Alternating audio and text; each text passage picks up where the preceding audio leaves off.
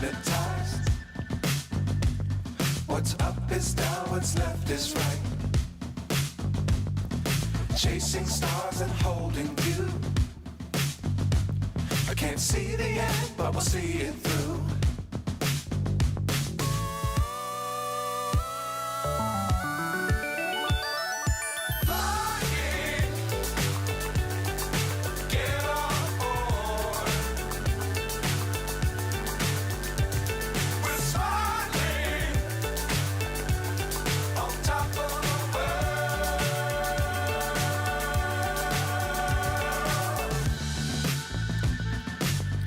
Times don't fly too high.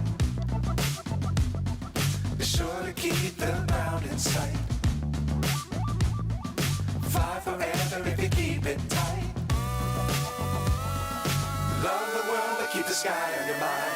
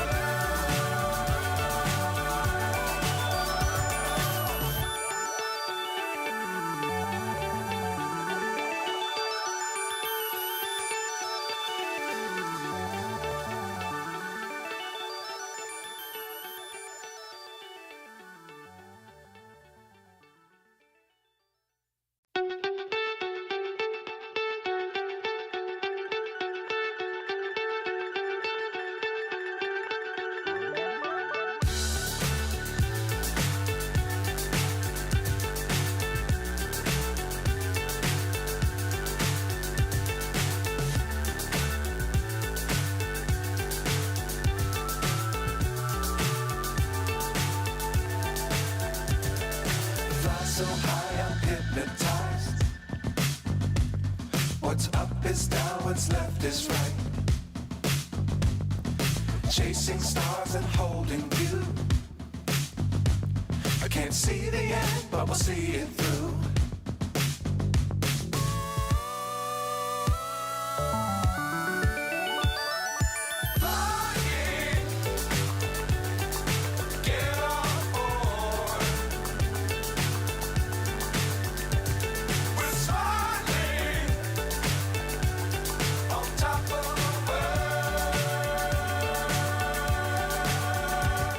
We're ready to go.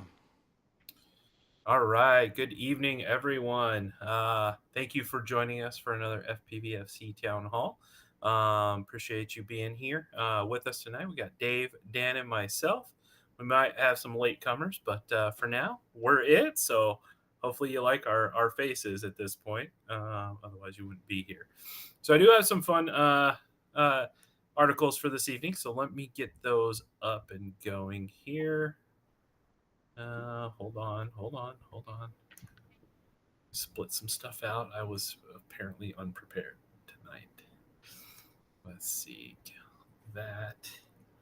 All right. I suppose if we'd been doing this long enough, we'd probably have that prepared and shared even before we started our live stream. But you're silly. We don't do that. We've only been doing this how many years now? All right. 7, 6? Yeah, far too long, I think, at this point. So, but you know what? We're here. We're making an impact, hopefully, and we'll continue to do so for the foreseeable future. All right.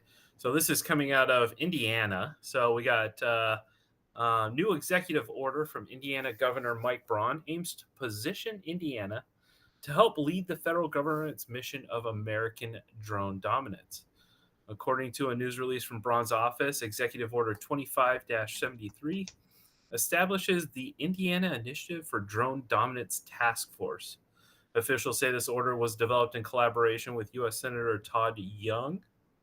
In his first year as governor, Braun has signed several executive orders, including one centered around health, the environment, Medicaid, and immigration.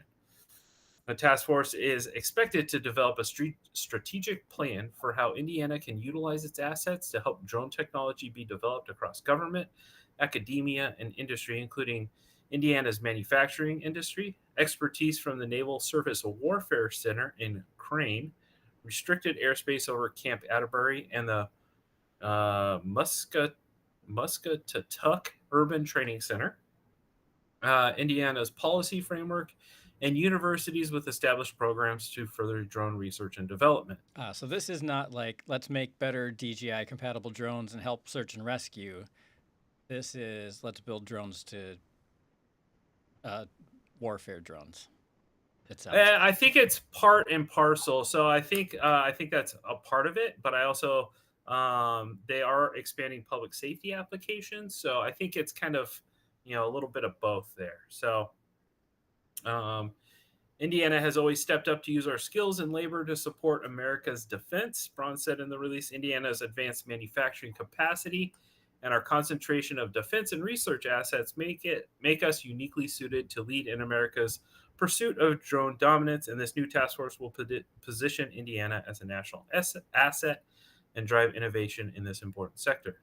According to the release, key priorities of the drone-related task force include developing a cross-sector aerial test corridor connecting sites such as Camp Atterbury, Muscatatuck Urban Training Center, and Naval Special Warfare Command Crane, expanding public safety applications of unmanned aircraft during major sporting and civic events, strengthening Indiana's drone manufacturing supply chain and encouraging growth along small and emerging firms, exploring new infrastructure for the detection, tracking, and neutralization of unauthorized drones, supporting workforce training programs in partnership with Indiana colleges and universities to prepare Hoosiers for high-tech drone careers, and preserving Indiana's commitment to personal privacy and safety through all drone testing and policies.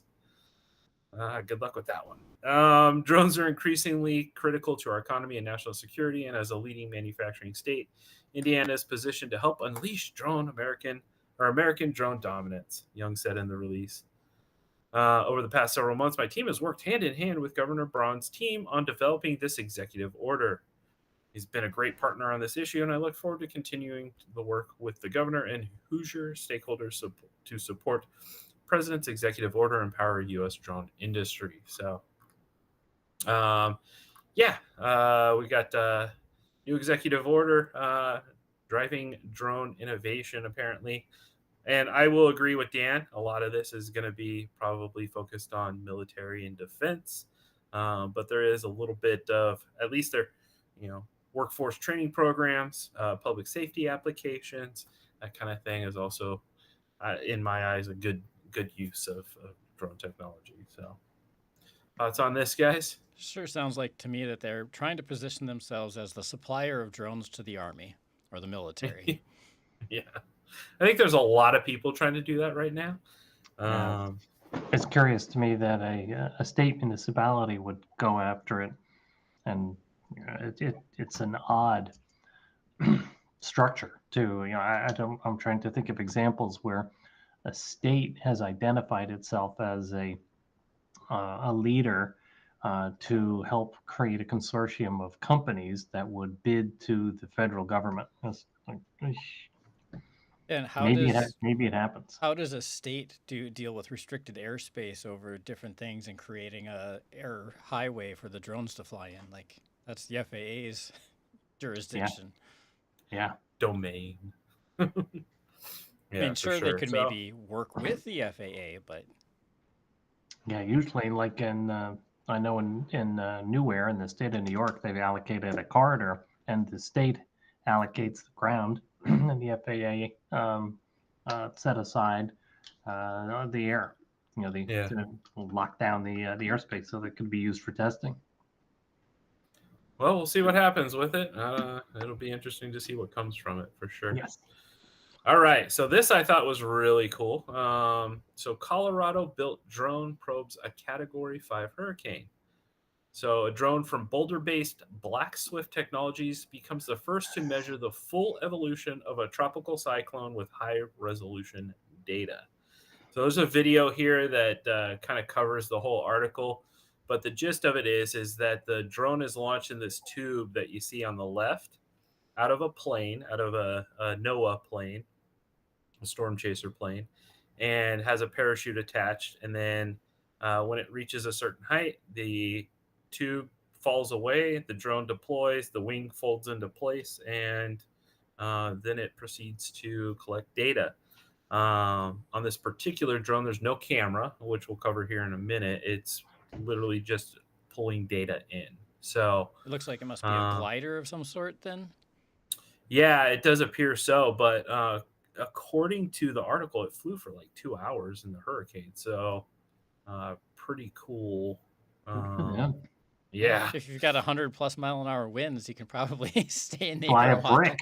Yeah, right.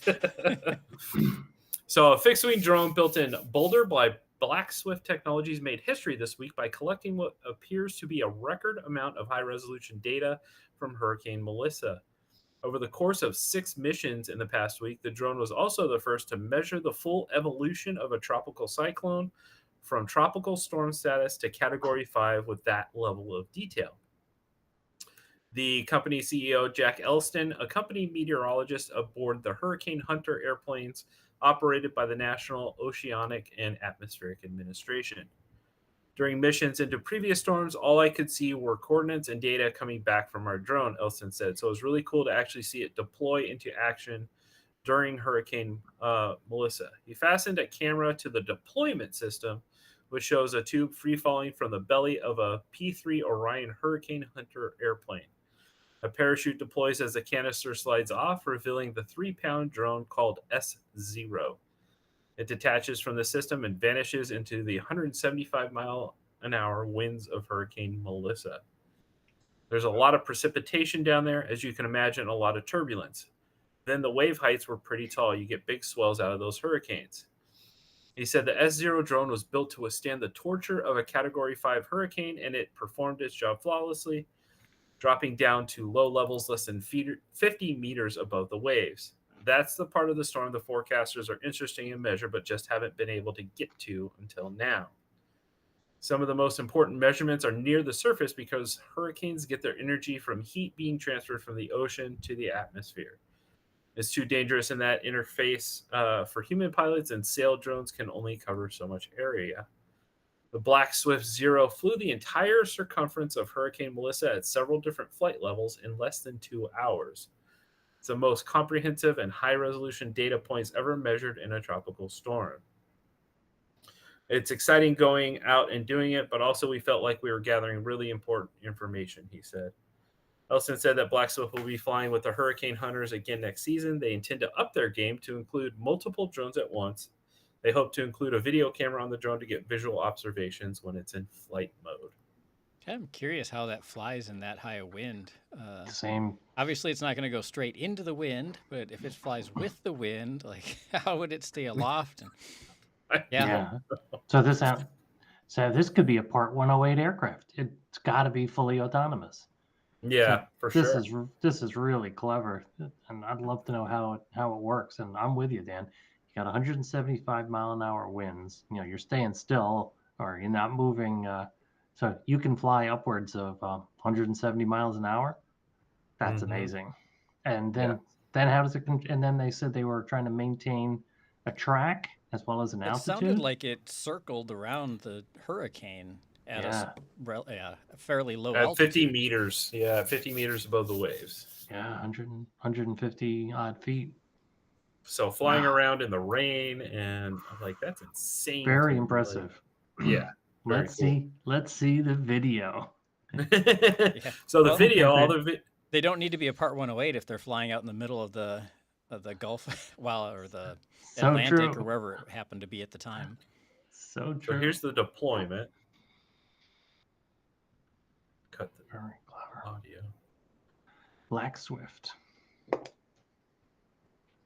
Yeah, Josh, if you've got a link to that story, people in the chat would like to see it. Yeah, absolutely. I'll post it up in our chat and you can pass it along here. Let me get swapped over here.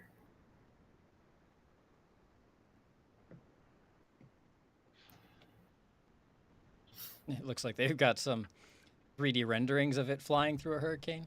Yeah. Yeah.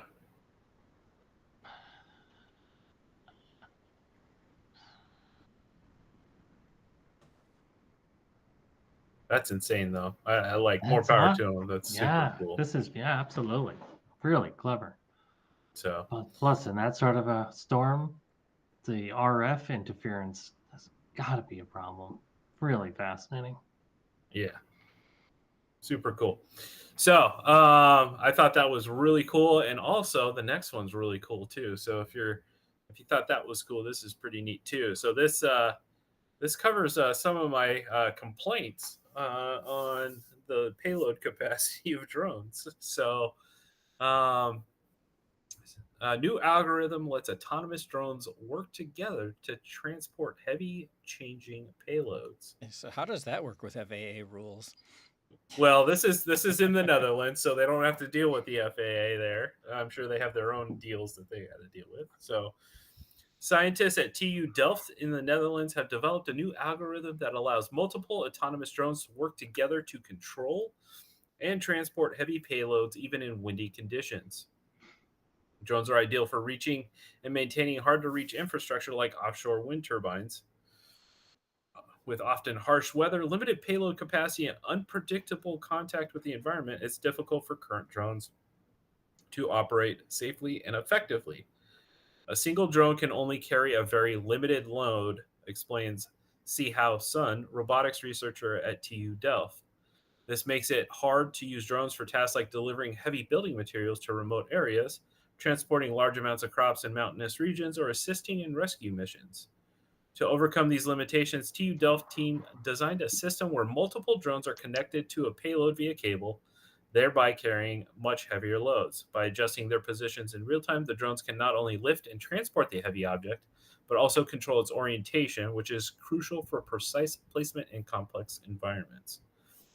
The real challenge is the coordination. When drones are physically connected, they have to respond to each other and to external disturbances like sudden movements of the payload and rapid motions. Traditional control algorithms are simply too slow and rigid for that. The new algorithm developed by the team is fast, flexible, and robust. It adapts to changing payloads and compensates for external forces without requiring sensors on the payload itself, which is an important advantage in real world scenarios. We built our own quad rotors and tested them in a controlled lab environment. We used up to 4 drones at once, added obstacles, simulated wind with a fan, and even used a moving payload like a basketball to test dynamic responses. The system passed all tests, and because the drones are autonomous, they only need to be given a destination. Well, hopefully, any obstacles in between. They navigate independently, adjusting for obstacles and, oh, there you go, disturbances along the way. You just tell them where to go, and they figure out the rest. Currently, the system uses external motion capture cameras for indoor testing and is therefore not useful in outdoor environments yet. The team hopes to prepare the technology for real-world deployment in the future, with potential applications in search and rescue, agriculture, and remote construction. It's pretty cool, but in my head, I just can't thinking about, well, how would the FAA qualify this as? Is this one drone? Is it a lot of small drones? But then if you add them all This would together be plus the considered payload, a are they swarm, I heavier? think. Yeah, it's like, Yeah, well, what are the weight limits? Like if you have 3 250-gram drones, like obviously you don't need meet the same requirements. But if they're all 3 working together to carry something heavier, like. Well, I think FAA regulations state drone and its payload. So which drone has So the payload? Or all do they 3. all 3 have part of the payload? Do you divide it by 3 then? That'd be kind of cool if they actually swung that basket right into the boxes and knocked them over. Right. I know that's not what they're trying to do, but that's what it looked like to me as they were going to ram it into it. So yeah, I thought this was this feels impressive, but I'm trying not to call bullshit on this.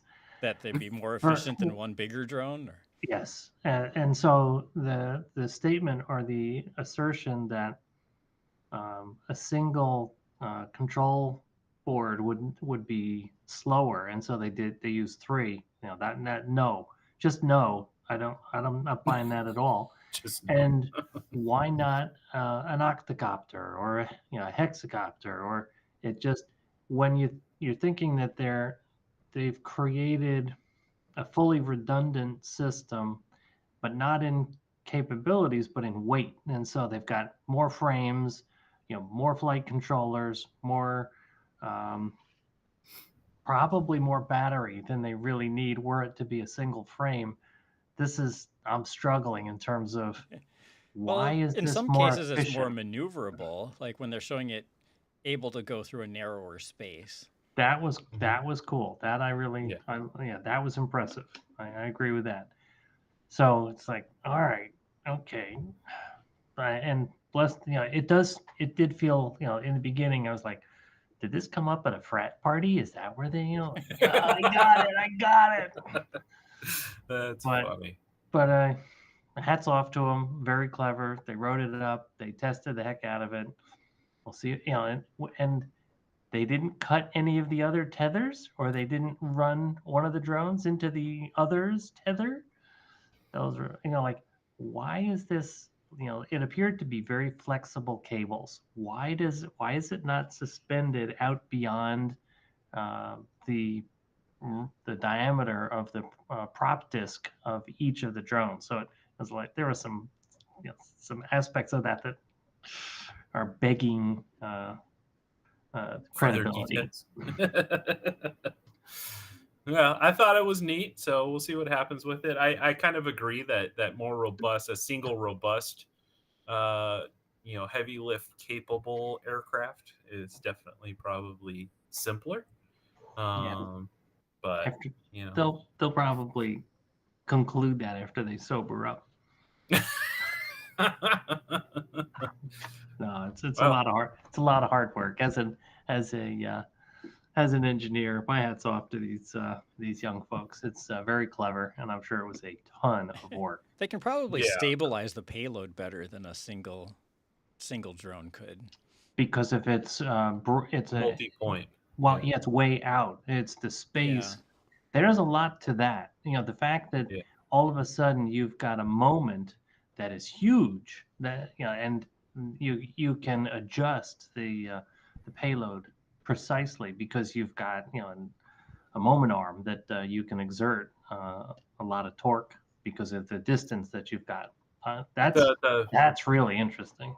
Yeah, the picture that comes to mind is like a crane trying to drop like a section of a bridge, right? And they attach Hmm. multiple more, guidelines at the ground level to help stabilize that, the rotation and flex and all that kind of stuff for Yeah. more precise placement. I Right. think that has its merits, right? And So, I'm thinking of like Absolutely. search and rescue when you're a helicopter's picking somebody up, and they're usually like spinning around in circles or they're swimming yeah, around. Like there'd be ways to prevent that. That's a yeah, great 100%. point. Yeah. Hey, we Yeah, found a use for it. There we go. that's I'm it. sure they thought of that. All right. So, apologies. FCC one step closer to banning DJI in the USA. So, in case you were wondering how that's going, that's how it's going. I don't know how many Uh, steps there are, but we're a little well, the closer. FCC, yeah. So the FCC voted 3-0 to block new approvals for devices with parts from companies on the cover list, which will include DJI from December 23rd, 2025. This meeting took place despite a partial shutdown of the FCC caused by the failure of the federal government to fully fund the FCC. The FCC, in its capacity as telecoms regulator, wasn't targeting DJI at the moment, since it isn't on the covered list for 2 more months, but it was giving itself the power to retroactively ban electronic devices. Yeah, it This could doesn't say be they very, will do this, but they're making sure that they can do this if they want to. yeah, 100%. So this could be very bad news for pilots of DJI drones in the USA if and when the ban does come into force at the end of December, since the FCC seems keen to target Chinese companies.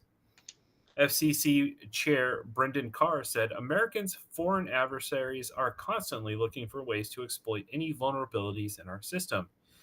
He has highlighted the fact that several million listings for Chinese electronics have now been removed from American retailers.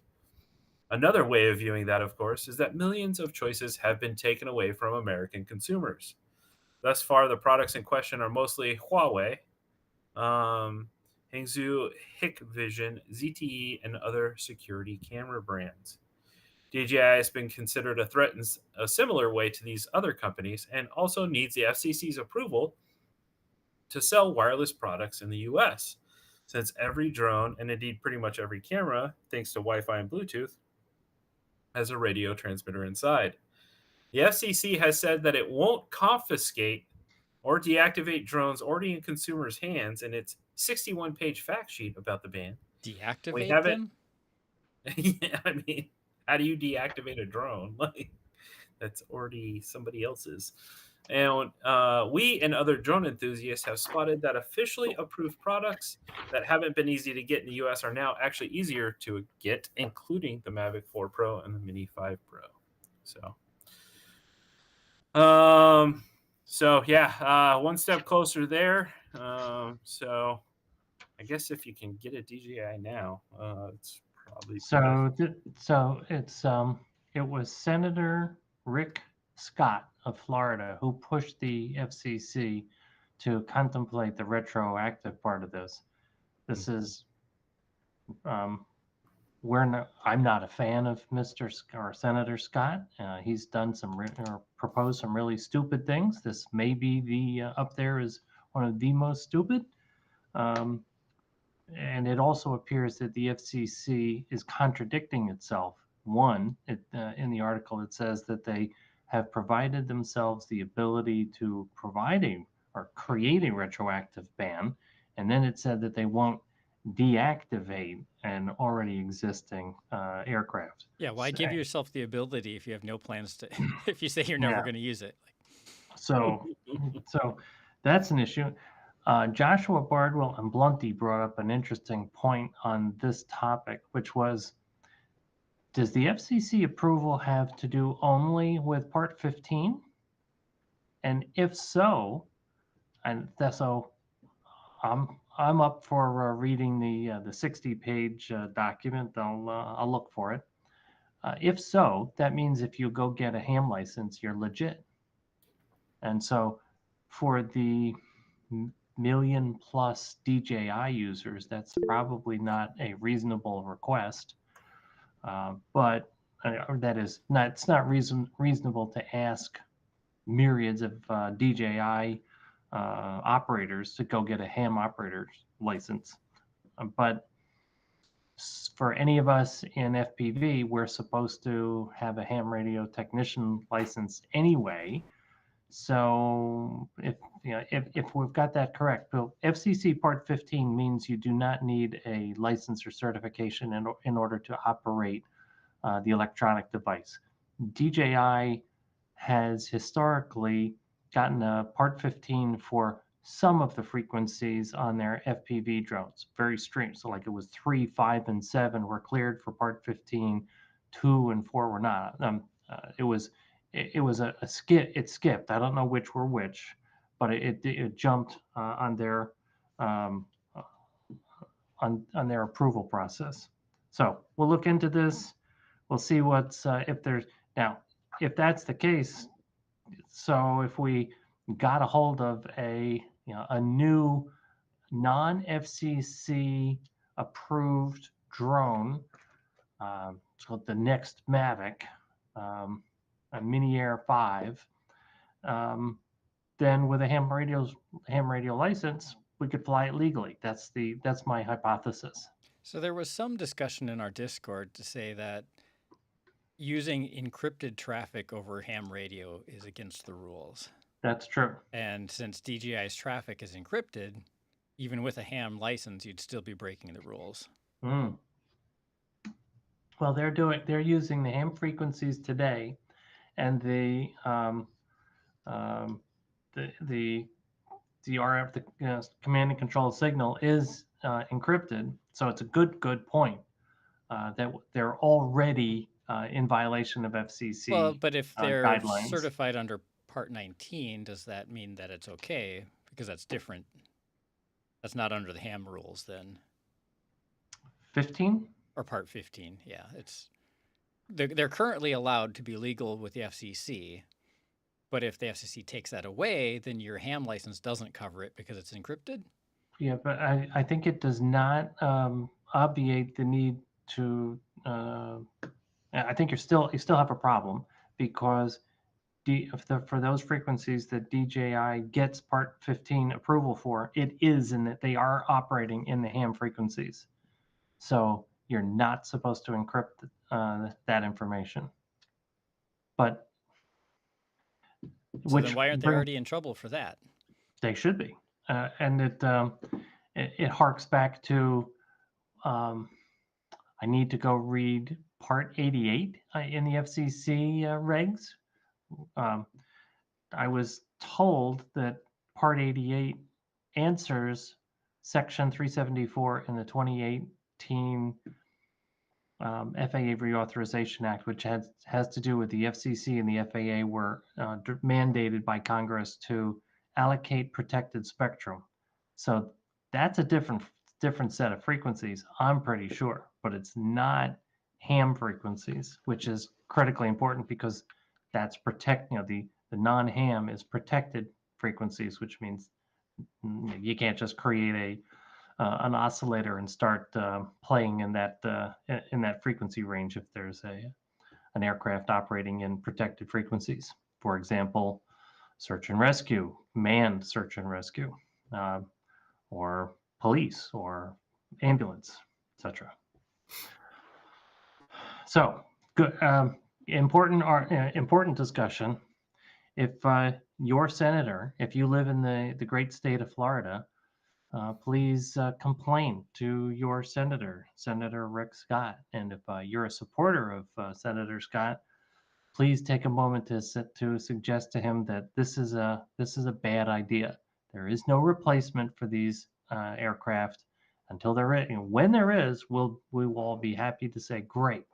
Well, let's replace them. We are aware that Florida was one of the states that did ban DJI for public safety, along with Tennessee, I think it's Nevada now, and I want to say Nebraska.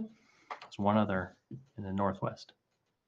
So theoretically, in December, when DJI, we assume, will be on the list because nobody's going to do the review. Right. Then the FCC could decide, well, then new DJI products will be banned. You won't be able to import them and sell them. But then the FCC could then decide to say, okay, actually, we're going to revoke all previous FCC licenses we granted, or Part 15s to all of them. So that would mean any of us who have any DJI equipment, it would not be okay to go fly with them. Not that somebody's going to come get us, but I think that's characteristically wrong. I would say, and according to this, the second order or report and order says that prohibit authorization of devices that include modular transmitters that are covered equipment, and provide a procedure to limit previously granted authorizations of covered equipment to prohibit the continued importation and marketing of such equipment without limiting continued operation or use. So if you already have it, you can still continue to use it. They just will not, they revoke the license for all new products trying to be so imported. You couldn't import and sell something that had already had a license. Right. So break your Avada, right? Then you can't get a new one. Good example. Yeah. So, yeah, that's according to this FCC fact sheet, which is part of the 61. I see what you're saying. It also doesn't really make sense to me, because if they revoke the license, then you're using an unlicensed product. I think what they're saying is continuing the licensing for new right products, for a product that's they're like the FAA does this in the discussions we've had on remote ID. The FAA, and we're talking about an updated means of compliance with new capabilities for the remote ID. And our argument is, wait a second, you're going to make obsolete all of the existing remote ID. And the FAA's response has been, well, any remote ID broadcast modules that are manufactured up until a new standard comes out are fine and will continue to be fine and compliant. Just grandfathered. They're effectively grandfathered in. When the new standard comes into place, at that point going forward, they have to create new remote ID broadcast modules to adhere to the new regulations. So this sounds analogous to that. The other part that really bugs me is so the FCC's job is to say, okay, this piece of electronics meets the requirement. It doesn't cause interference. It does all these rules so that the electronics physically function the way we say they have to function. And now they're going back and say, well, we don't think they do. But they do, but we don't want them here, so we're going to block them. Not because they can't pass our rules, just because we don't want them. So for politics and national security, yes, they're very frustrating. And yeah, good times. So I definitely need to read through this. I guarantee you, if you thought, and Dave might enjoy this. However, if you thought FAA rulemakings were dry, this is probably 16 times worse. It's tough to read FCC. Look at all the there's more footnotes than actual document here. Yeah, which is awesome. Yeah, love it. Love to see it. So this will be a joy to pour through. The FCC moves much more slowly than the FAA, and that's saying something. It's like a snail swimming through molasses. I like it. All right. So just in case you thought Louisiana was the only controversial state right now regarding drones, Wisconsin proposes a law letting police shoot down drones despite federal ban. So Wisconsin lawmakers are circulating legislation that would authorize police to shoot down drones they deem threats to public safety, a move that directly contradicts federal law making it a felony to destroy any aircraft, including drones. Why does this come up so often, all the time? I know. The bill, co-authored by Representative Chuck Witchgers and Senator Julian Bradley, would grant law enforcement unprecedented authority to intercept, disable, or destroy drones if officers reasonably suspect it poses an imminent threat to public safety, according to a co-sponsorship memo circulating among Wisconsin legislators. And shooting a drone out of the air is not going to add to that threat of public safety. Yeah, there's that too. Here's the legal contradiction at the heart of this proposal. Federal law under 18 U.S. Code Section 32 classifies drones as aircraft and makes willfully damaging or destroying them a federal felony punishable by up to 20 years in prison. The FAA maintains exclusive jurisdiction over all airspace and aircraft operations under the FAA Modernization and Reform Act of 2012. Currently, people cannot shoot down drones in Wisconsin or any state for that matter, and doing so could result in a civil penalty from the FAA or criminal charges from federal, state, or local law enforcement, according to the FAA. While local law enforcement can respond to and enforce local laws related to drone usage, they are unable to physically remove drones flying unsafely from the sky. The FAA's 2023 fact sheet on state and local drone regulation explicitly states Congress has provided the FAA with exclusive authority to regulate aviation safety, the efficiency of navigable airspace, and air traffic control, among other things. State and local governments are not permitted to regulate any type of aircraft operations. So what the Wisconsin bill would do, beyond authorizing drone destruction, the proposed legislation would significantly increase penalties for weaponized drones near correctional facilities. Currently, flying an unauthorized drone over a Wisconsin correctional institution carries a $5,000 fine. Under the new bill, operating a weaponized drone, defined as one equipped with a taser, firearm, flamethrower, or chemical or explosive device over such facilities, would become a Class H felony, carrying up to 6 years in prison. I'm just saying, if you got a flamethrower on a drone, 6 years in prison, I'm a little concerned. Sorry. It's funny that they call those specific things out. I know. The legislation also includes a controversial liability shield. The law enforcement agencies and individual officers would face no financial responsibility for damage to or loss of drones they destroy. That's They wrong. didn't say personal injury. So, as we know from regulation, if they don't say it, that means they're still liable. So, to Dan's point, if a police officer shoots a drone out of the sky, it happens to be, say, it's an Inspire. It's pretty heavy. Might have a It hit, flamethrower on it. might even if it doesn't have a flamethrower, it hits and kills someone. That'll be an issue for the police officer and the municipality. Like, I'm just imagining a giant, like, take an agricultural drone, but instead of pesticide, little it's got Johnny. chemical for a flamethrower. You shoot it out of the sky, it lands in some grassy field and starts a forest fire, and Right. that takes out a whole neighborhood of houses and stuff. Like, Right. Or poor little Johnny riding his bike. The police didn't account for him. Right. So from a property's perspective, the local municipality is indemnified, but not from personal injury. and Sherman Ken B in our YouTube chat also wants us to keep in mind that there's a bar behind every tree in Wisconsin, which is pretty close to true. Maybe it's got a Molotov and not a flamethrower. Excellent. All right. Louisiana blazed this legally questionable trail. Wisconsin isn't pioneering this approach. Louisiana already took the plunge. In June 2025, Governor Jeff Landry signed the We Will Act Act, making Louisiana the first state to grant local law enforcement authority to intercept and disable drones posing public safety threats. That law took effect August 1st. I need to know if they have actually done this yet.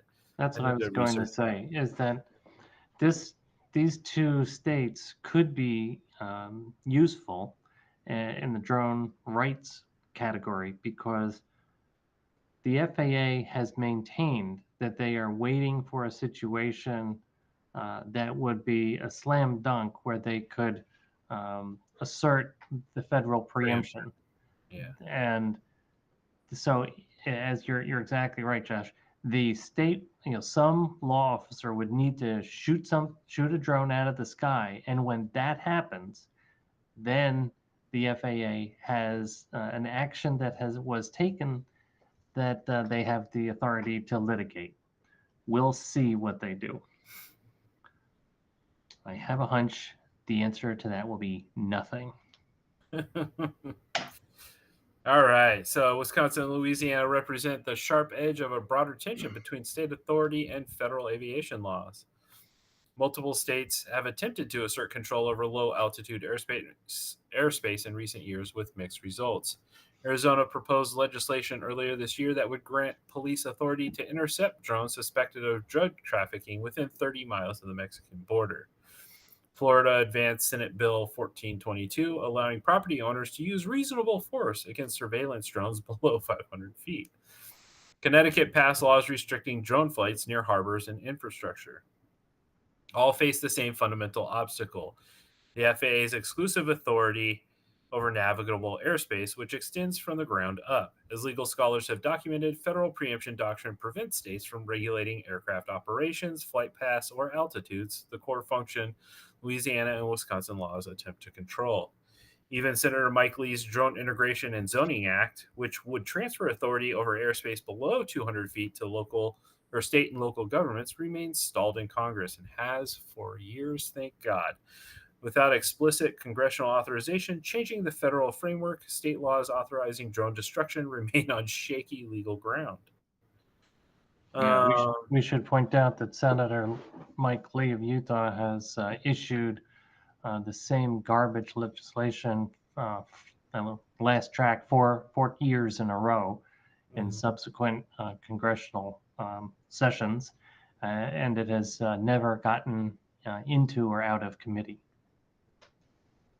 So Wisconsin already has reasonable drone regulations on the books. State law prohibits weaponized drones, as does federal law, like FAA regulations. Requires law enforcement to obtain search warrants before using drones for evidence gathering, and makes it a Class A misdemeanor to use drones to photograph people where they have reasonable expectation of privacy. All fantastic laws. But at the same time, like, yeah, let's go shoot drones down. I mean, game on. There are Right. some And people so, out there that just really want to be allowed to shoot drones out of the sky. right, right. They And so if it's brain so it has to be an FAA individual or someone authorized by the FAA, and the someone right now has to be a federal officer. yeah.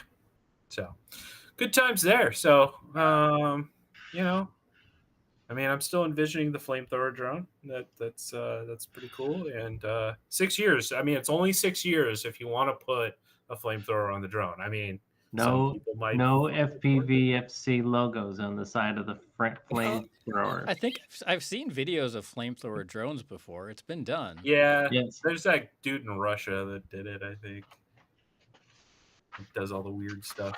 Well, and I think there was examples of using it to clear brush near power lines or like Yeah, de-ice power lines and things like that too. Yeah, I have seen that. That was cool.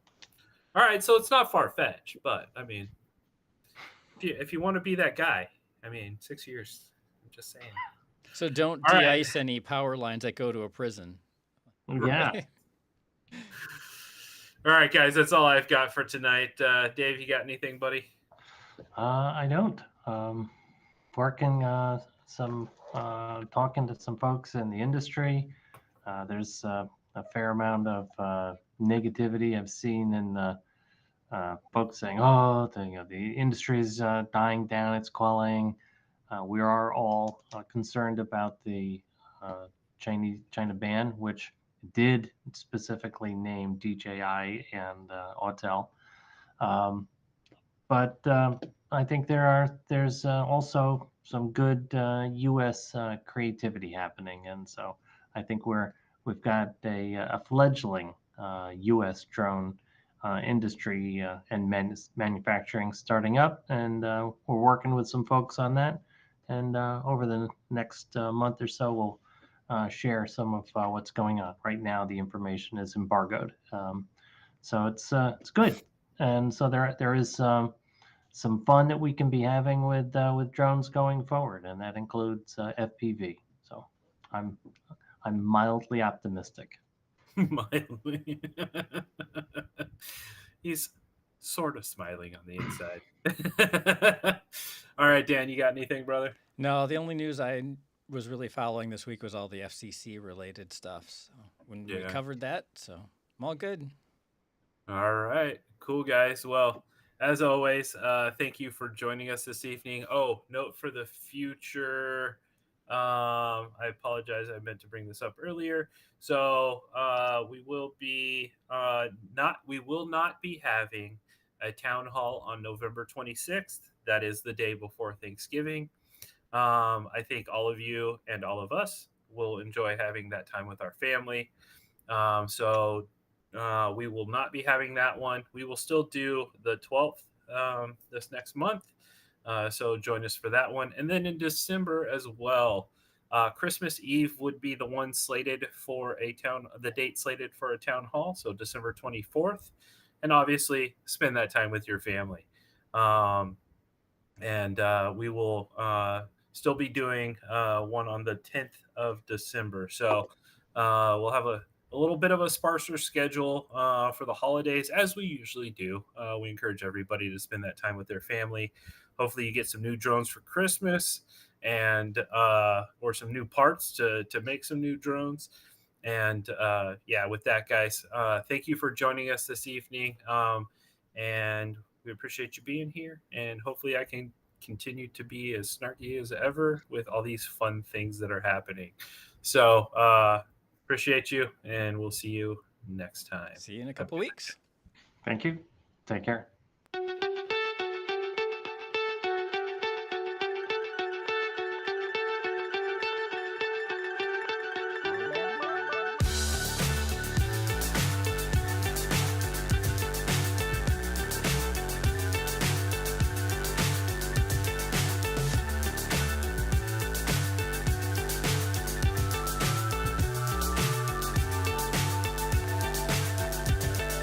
Fly so high, I'm hypnotized. What's up is down, what's left is right. Chasing stars and holding you. I can't see the end, but we'll see it through.